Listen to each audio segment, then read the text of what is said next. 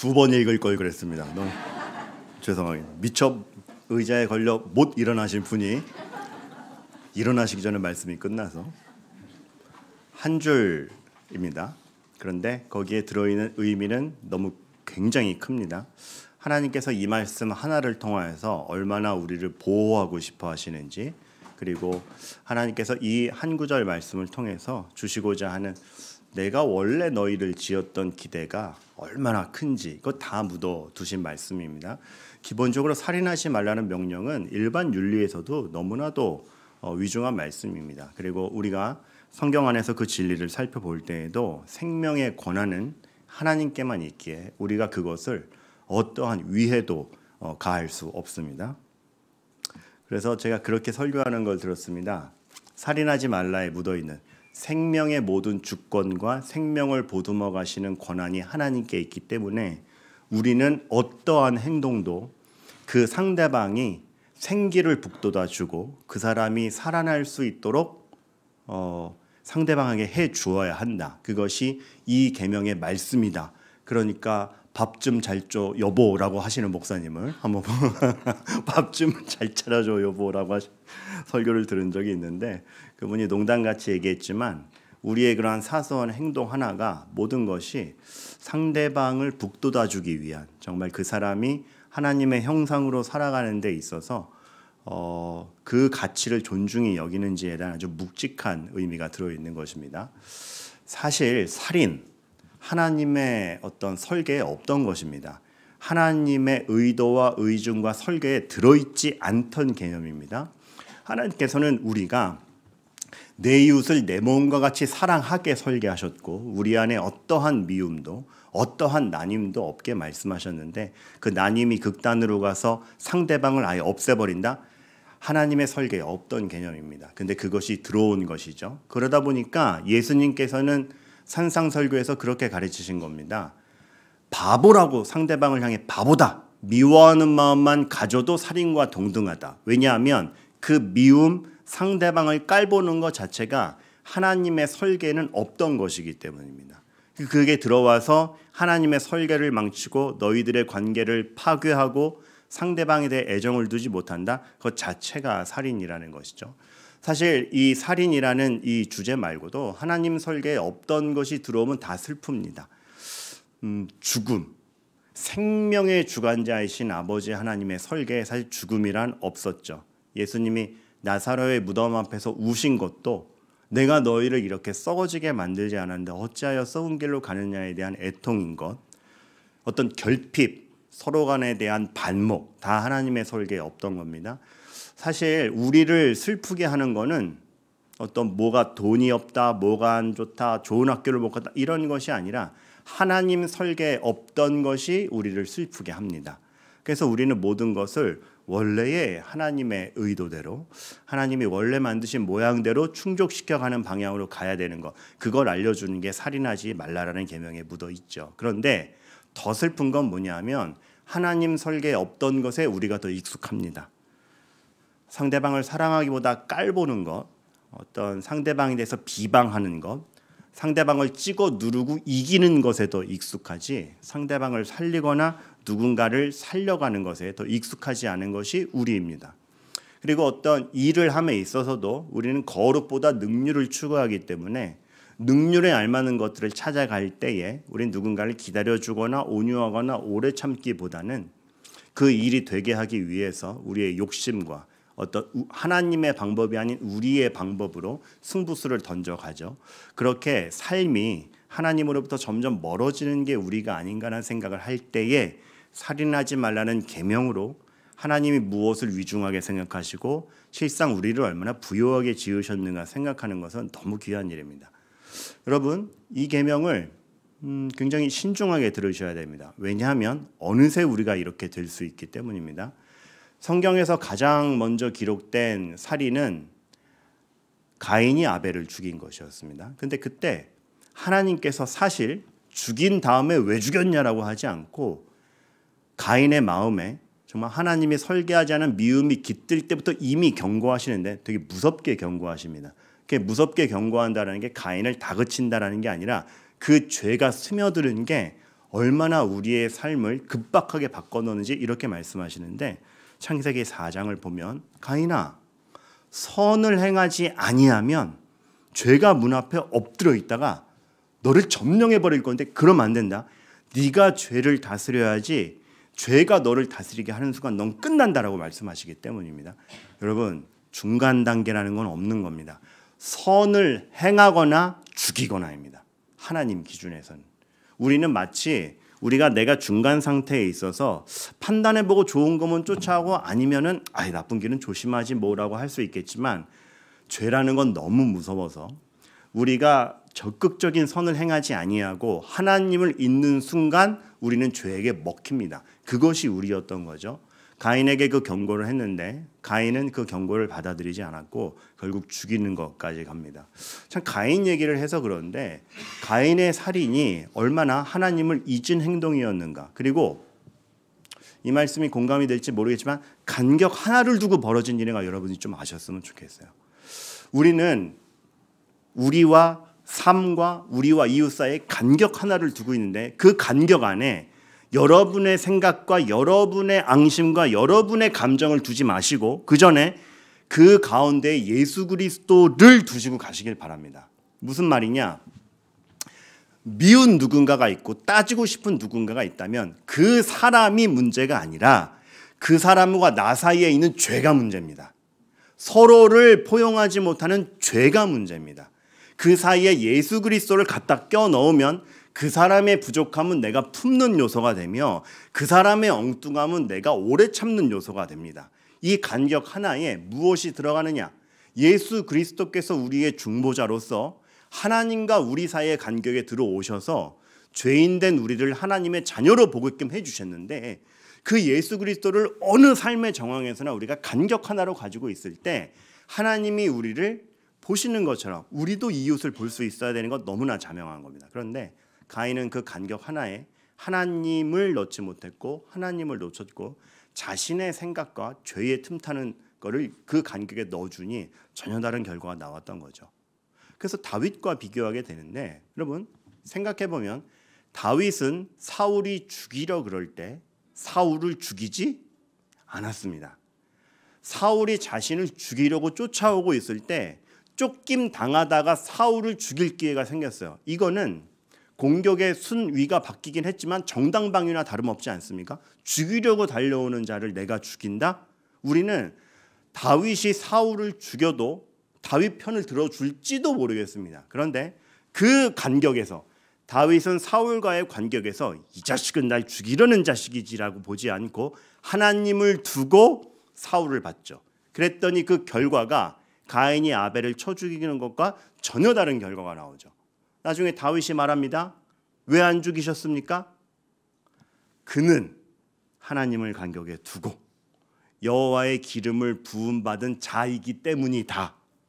내가 그를 죽여서 하나님께서 부으신 기름의 의미를 훼손할 수가 없다. 이렇게 가는 거죠. 우리는 그 간격 하나에 하나님을 둘 줄 모르고 하나님의 뜻과 목적을 볼 줄 모릅니다. 반면에 가인은 하나님이 없었죠. 그래서 그가 아벨이 칭찬받는 것과 아벨의 제사는 받아들여지고 자기 제물은 받아들여지지 않는 것에 대해서 가인과 그의 제물은 받지 아니하신지라라는 상황을 두고 가인이 몹시 분하여 안색이 변하는 것으로 가죠. 그 죄의 틈탐을 그대로 허용해 버립니다. 그러할 때 가인의 태도는 왜 안 받으셨을까?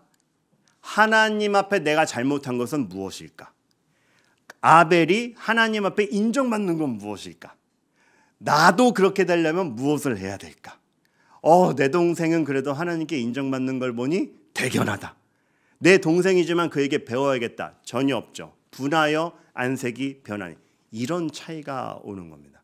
여러분, 우리 오늘 그 간격 하나에 무엇을 두고 가는지 너무나 중요한 겁니다. 이러한 태도는 바울과도 연결지어서 생각할 수 있는데, 이 가인의 질투와 분노와 대비되어서 바울은 굉장히 넉넉한 태도를 보입니다. 그것도 역시 하나님을 사이에 두고 있기에, 예수 그리스도를 중보자로 두고 있기에 가능한 일인데, 바울이 감옥에 갇힙니다. 예수 그리스도를 전하다가 감옥에 갇힙니다. 감옥에 갇혔더니 그래도 그리스도를 전하던 자가 갇히면 동료들이 격려를 해줘야 될 것, 그동안 바울을 질투했던 동료들이 대거 일어나서 거봐, 바울은 거짓 선지자니까 갇혔지. 쟨 거짓 사도야. 저 말 더듬는 거 봤어? 외모도 얼마나 못생겼는데 등등등 하면서 바울을 비방하러 다니고, 야 이제 내가 진짜 스승이다. 내가 전하는 그리스도가 더 놀랍게 전해지니까 내 말을 들어라 하면서 바울을 비방하고 바울의 자리를 대신해서 다른 스승들이 들어갑니다. 그거를 보면서 바울 측에 있던 사람들이 억울해하죠. 바울 선생님을 아주 묵사발을 만들어 놓고 있습니다. 이게 이렇게 충성하다가 감옥에 들어간 게 억울하지 아니하십니까? 거기에 대해 바울은 빌립보서에서 이러한 답으로 회신하죠. 1부 때도 얘기했지만 이 허허헌 제 애드립입니다. 그랬을 것이다. 무슨 방도로 하든지 전파되는 것은 그리스도니 나는 기쁘다. 분함과 안색이 변함으로 가지 않았죠. 자신의 자리를 치고 들어가 본인의 자리를 없애버리는 그 사람들 앞에 간격에 그리스도를 끼고 보니 하나님은 여전히 일하시는구나. 나는 감옥에 갇혔으나 하나님의 일하심에는 변함이 없구나. 하나님은 크시다. 그래서 빌립보서 4장에 그가 나오는 겁니다. 내가 풍부에 처하나 비천에 처하나 그리스도 예수 안에서 모든 것을 할 수 있다. 왜 감옥에서 적은 말이겠습니까? 그런 것에 대한 확신입니다. 분하여 안색이 변하여 앙심으로 가지 않았죠. 여러분께 간곡히 부탁드립니다. 간격 하나를 두시고 철저하게 예수 그리스도를 껴넣으십시오. 그리고 그 예수 그리스도가 우리의 생명을 위해 왔고 우리의 영생을 위해 왔고 그러한 시야로 그 사랑으로 보면 어느 누구도 감히 살인까지 갈 것도 아니지만 미움조차도 발동되지 않을 수 있도록 우리가 해야 되는 겁니다. 그 시야를 갖게 되는 것이죠. 그래서 여러분들 사실 참 예수 그리스도를 간격에 두고 세상을 바라보지 못했을 때 살아나는 모든 행동, 정말 하나님께서 우리에게 주시는 시야가 아닌 것 여러분들이 다 조심하셔야 됩니다. 적극적으로 선을 행하지 아니하시면 문 앞에 있는 죄가 여러분을 덮칩니다. 그래서 저는 우리 교회에 무관심, 냉소 없기를 바랍니다. 그 사람에게 어떤 일이 일어나든 상관없음, 함께 울지도 웃지도 않음, 피해만 안 주면 되지 뭐. 아니요. 적극적으로 선을 행하지 아니하면 여러분들은 살인으로 달려가고 있는 겁니다. 냉소, 그럴 줄 알았어. 하나님의 시선으로 바라보지 못하는 그러한 비웃음들, 그럴만 하니까 그렇게 비웃조가 아니라 여러분들은 살인으로 가는 겁니다. 저는 우리 교회에 그런 것들이 점령하게 되지 않기를 간절히 바라는 것입니다. 선의로 해석해 주지 못함. 여러분, 우리는 누군가의 행동에 선의로 해석해 주는 거에 너무 둔합니다. 여러분, 그 혹시 요즘 이제 이 드라마 관심 있으신 분은 무빙이라는 드라마 보시는 분 계십니까? 또 저만 앞서가는 겁니까? 감히 추천드리진 못합니다. 왜냐하면 너무 좀 잔혹하고 또 여러 가지 시사점들이 많아서 제가 뭐 이 드라마가 좋다 그거 얘기하는 건 아닌데 기억에 남는 장면이 있어서 그래요. 이 영화 상에서 이 유승용 씨가 맡은 배역이 말하자면 괴력을 가진 사람입니다. 괴력을 가졌고 다치지도 않습니다. 그러다 보니까 이전부터 정부 공작원이 되어서 여기저기 날아다니고 여기저기 정치적 상황 속에서 군대에도 투입되고 과격한 일은 다 하는 거고 상대방 파괴하는 일은 다 하는 거죠. 그러다 보니까 사람을 죽이는 일도 있었습니다. 그렇게 살면 안 됐다라고 생각하고 나의 괴력이 나의 삶을 이렇게 인도한다면 이거는 나의 삶이 더 허무한 길로 가는 것이다. 그 일을 다 단절하려고 합니다. 바로 그때에 한 여인을 만나는데 그 여인은 자신의 괴력을 보지 않고 자신을 봐줍니다. 그래서 이 사람에게 진심으로 다가가는 겁니다. 너무 다가오는 게 부담스러웠던 나머지 유승용이 그 여인에게 한마디 합니다. 내가 사람이라도 죽인 사람이면 어쩌려고 나에게 이렇게 다가옵니까? 근데 그 여인이 이 한마디 합니다. 뭐라 그러게요? 무슨 이유가 있었겠죠. 여기서 아멘이 나와야 되는데 우리는 사정이 있었겠지. 우리가 돌아보지 못한 게 있었겠지. 예수 그리스도를 간격에 두고 그 상대방을 탓하기 전에 선으로 한번 해석하는 간극이 있습니까? 아니면 우린 살인으로 갑니다.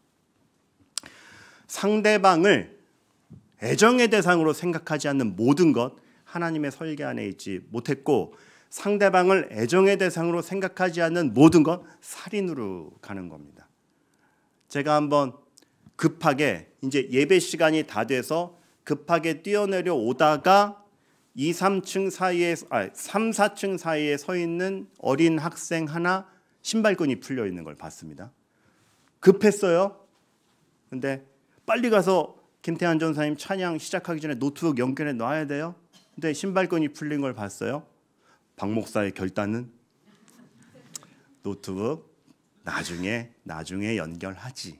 그 신발끈이 저 조그만 아이의 걸음을 방해하면 어떡하나.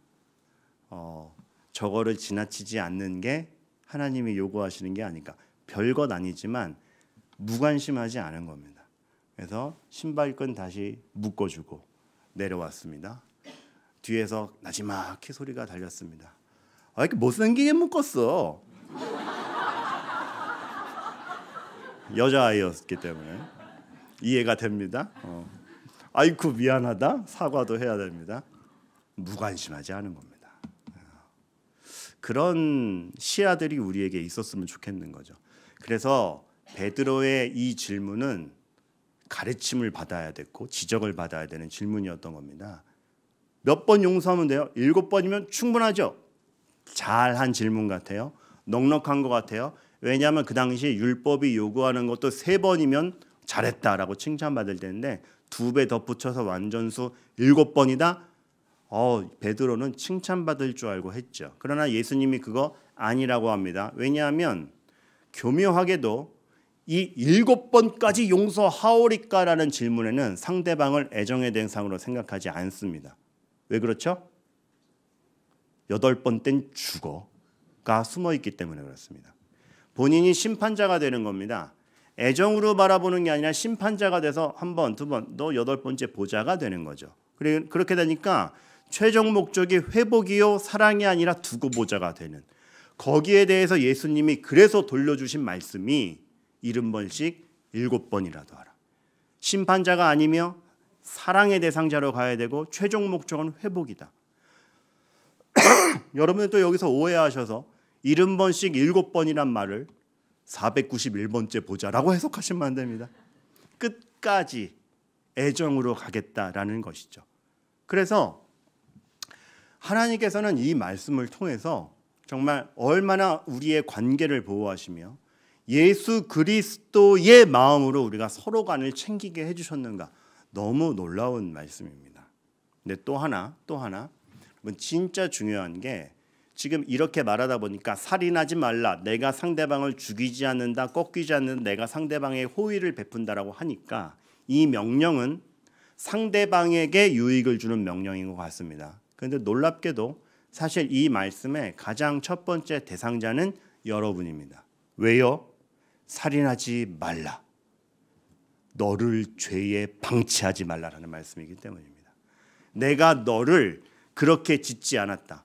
칼질을 하며 상대방을 죽이는 가인같이 되는 죄에 방치되는 존재로 널 만들지 않았다. 사실 이 말씀은 우리를 보호하는 거죠. 장고 아세요? 장고. 일부 때 너무 몰라줘가지고 제가 속상했는데, 장고.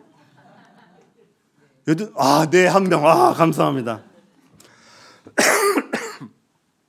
저는 사실 클린트 이스트우드보다 장고를 더 많이 봤습니다. 근데 장고에서 제가 하나 좀 미리 말씀드릴 건, 정확히 장고인지는 모르겠어요. 제 7살 때 기억이기 때문에. 근데 전 장고로 기억해요. 이 무슨 무책임한 말인가. 그런데 이 장고가 아니어도 상관없습니다. 서부극 중에 하나였는데 이런 내용이 나와요. 주인공이 총잡이다 보니까 그 총질을 배우려는 젊은 아이가 오는 겁니다. 근데 그 젊은 아이는 총을 정의를 위해서, 정의를 심판하고 마을을 지켜내기 위해서 배우려는 것이 아니라 순전한 복수를 위해서 배우려는 겁니다. 그렇게 총을 배우려고 오니까 주인공 장고가 그 아이를 보고 얘기합니다. 너 그런 식으로 총 배우면 안 돼. 왜요? 너 복수하는 사람의 가장 큰 형벌이 뭔지 알아? 여러분에게 퀴즈로 괄호넣기 한번 해보세요. 복수의 가장 큰 형벌은? 이렇게까지 적막과 눈빛을 피함과 멋진 말이 나옵니다.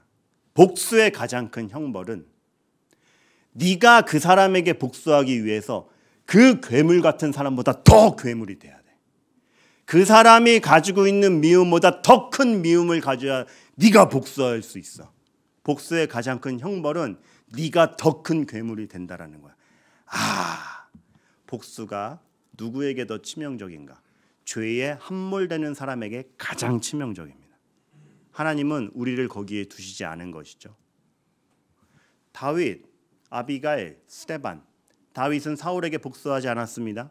그러나 그도 인간인지라 한번 아비가일의 남편을 죽이려고 하죠. 아비가일이 말립니다. 근데 아비가일의 말림이 참 수준이 높아요. 정말 조언다운 조언을 해요.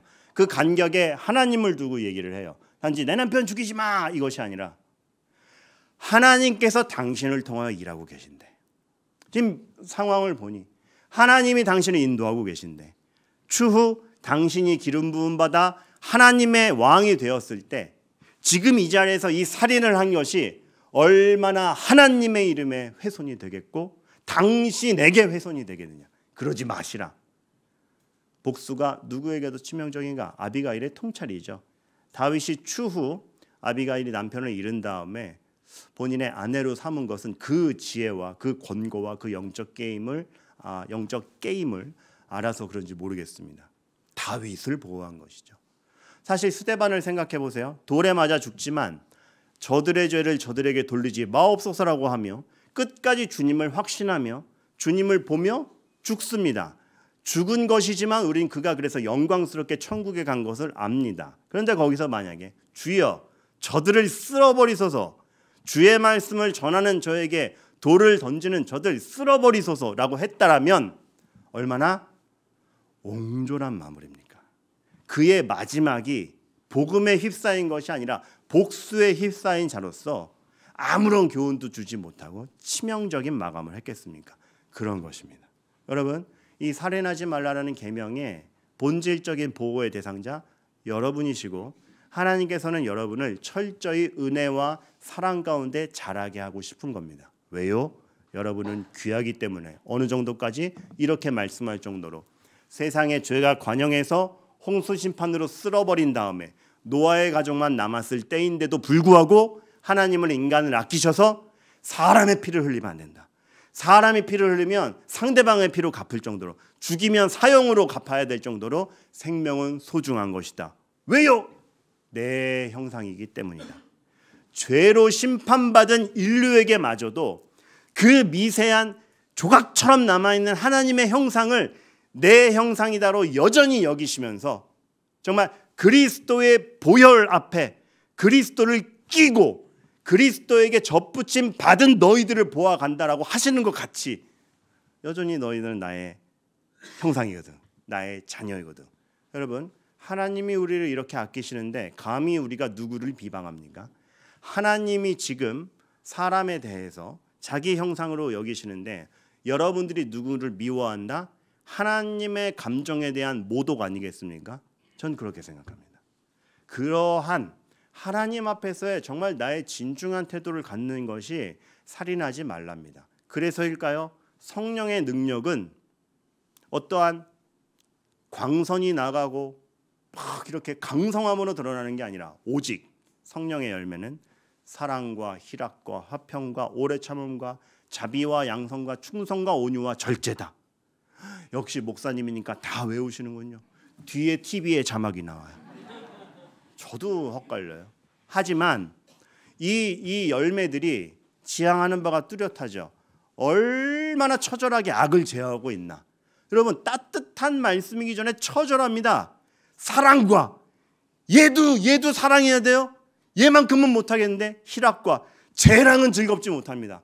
화평과 난 쟤랑 화해 못해요. 오래 참음과 쟤 때문에 죽겠는데 쟤가 참으라고요. 자비와 내 코가 석잔데 누구한테 자비를요. 오듀와 저 말랑말랑한 사람 아니에요? 저도 한다면 해요. 절제니 제가 왜 쟤 때문에 저 하고 싶은 걸 못합니까? 를 하라는 거 아닙니까? 왜요?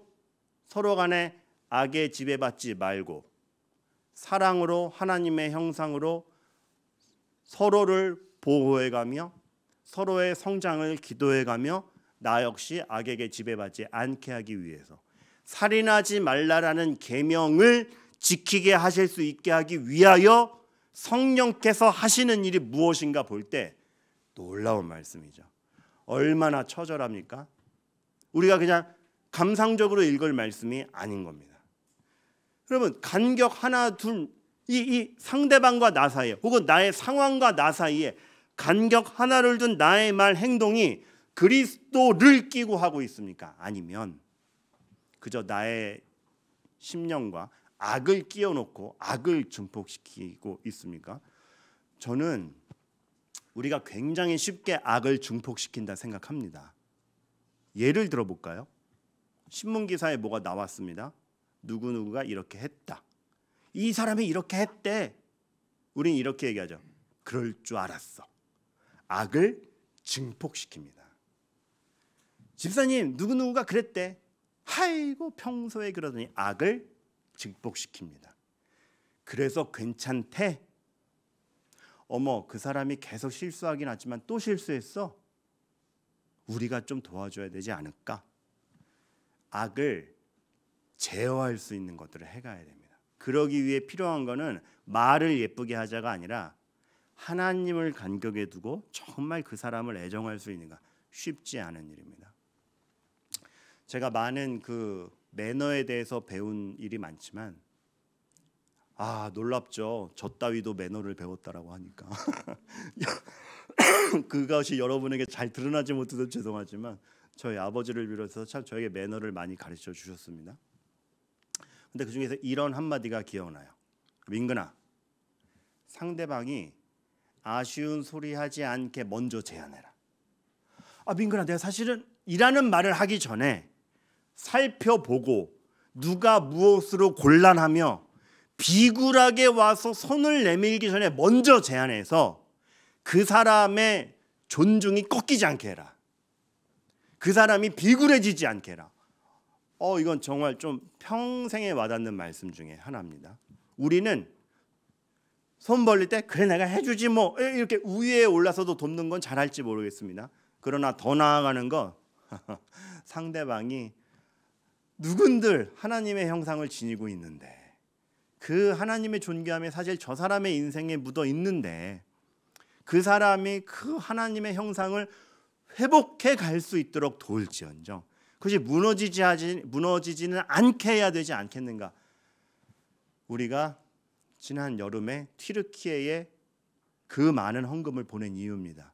그들도 하나님의 자비를 누릴 권한이 있고 그들이 그 피폐함에 골마가지 않아야 되기 때문에 우리의 모든 행동은 그겁니다. 그 사람에게 왜 친절해야 되는가? 하나님의 형상이기 때문에 그렇습니다. 제가 신방을 끝나고 나오면 몇몇 가정에서 그런 경우들이 왕왕 있었죠. 이렇게 나가면 목사님 잠깐만요. 막 가서 뭐지? 이렇게 돌돌이 찍찍이 있지 않습니까? 가지고 와서 제 등에 목사님 먼지가 막. 그래서 나가시기 전에 이렇게 먼지 붙이고 나가시면 안 되죠. 제가 먼지를 붙이고 나간들 그냥 전 나가면 끝인데 무슨 상관입니까? 우리 목사님 밖에서도 깨끗하셔야 됩니다. 애정해 주는 거죠. 부족한 채로 나가게 내버려 두질 않는 겁니다. 사소한 것 같지만 감사한 거죠. 괜히 이 예화가 부담이 되어서 이번 주에 신방 예약 된 분들한테 특히나 부담이 될 텐데 찍찍이 사실 필요 없습니다. 제가 잘 정돈하고 갈게요. 이거 애정만큼은 가져주시기 바랍니다. 그것이 누구든 간에 정말 우리 교회에는 악이 증폭되는 말이 없으면 좋겠어요. 그럴 줄 알았어. 내가 알고 봤는데 없던 말도 생깁니다. 참 웃긴 게 오해를 받아보신 분들은 같은 경험했을지 모르겠지만 내 행동이 전혀 다르게 해석되고 있어요. 근데 상대방에겐 그것이 사실로 확신됩니다. 우리 간에 서로의 애정이 없음이 나쁜 것들을 사실로 확인시킵니다. 그걸로 끝나면 안 되지 않습니까? 우리가 그리스도의 능력을 가졌다라는 것은 그러한 것에 함몰되지 않고 사랑과 희락과 화평과 오래 참음으로 가야 되는 것. 거기에 우리 삶이 있는 줄 아시고 서로 간에 애정하시고. 그러면 다른 거 너무 적용하기 어려우시고 오늘 말씀이 어려웠다면 요거 하나 생각하시면 돼요. 이 간격을 두고 요거 한마디 하실 수 있으면 돼요. 무슨 사정이 있겠죠.